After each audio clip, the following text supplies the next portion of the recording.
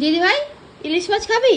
হ্যাঁ, আমার তো ফেভারিট। তোমরা ইলিশ মাছ খেতে কে কে পছন্দ করো বলো তো? আমরা তো খুব পছন্দ করি। এই বর্ষার দিনে ইলিশ মাছের তেল দিয়ে ভাত আর ইলিশ মাছ ভাজা হলে তো বেশ জমেই যায়। তো আজকে আর ভাজা দিয়ে ভাত খাবো না, আজকে করব সর্ষে পোস্ত দিয়ে ইলিশের ঝাল। আগের দিন শ্রীরামপুরে শপিং করে বাড়ি ফেরার সময় মা এই মাছটা কিনেছিল। জানো তো, এই বাটাবাটির কাজগুলো আজকে আমি করব শিলে। তোমরা কে কে শিলে বাটতে পারো কমেন্টে আমি লিখে জানিও। অনেক তো হলো বক বক, চল এবার রান্নার পদ্ধতিটা এক এক করে বলে দিই। কড়াইতে বেশ খানিকটা তেল দিয়ে মাছগুলোকে এক এক করে দিয়ে দিলাম কড়ার মধ্যে। আর জানো তো, বাটাবাটির সময় কালো সর্ষেটা একটু কম ছিল, তাই মা বললো এই সর্ষে আর লঙ্কাগুলো বেটে নিতে। মাছগুলো একদম হালকা করে ভেজে নিয়েছি, এবার তেলটা কিছুটা তুলে নেব। কড়াইতে কিছুটা তেল, কিছুটা কালো জিরে, তার সাথে 2 চামচ হলুদ গুঁড়ো, 2 চামচ লঙ্কা গুঁড়ো এবং কয়েক টুকরো কাঁচা লঙ্কা দিয়ে দেবো। এবার ওই আগে থেকে বেটে রাখা মশলাগুলো এক এক করে দিয়ে দেবো, তার সাথে দেবো সামান্য একটু নুন। সবটা ভালো মতো মিশিয়ে মশলা থেকে তেল বেরোলে এর মধ্যে দিয়ে দেবো কিছুটা জল। ব্যাস, আর কি, ঝোল ফুটলে মাছগুলো এক এক করে দিয়ে দেবো ঝোলের মধ্যে। এবার ঢাকা দিয়ে 5 মিনিট অপেক্ষা করলেই রেডি আমাদের সর্ষে ইলিশ। আর এটা দেখতে আর খেতে না জাস্ট অসাধারণ হয়েছিল।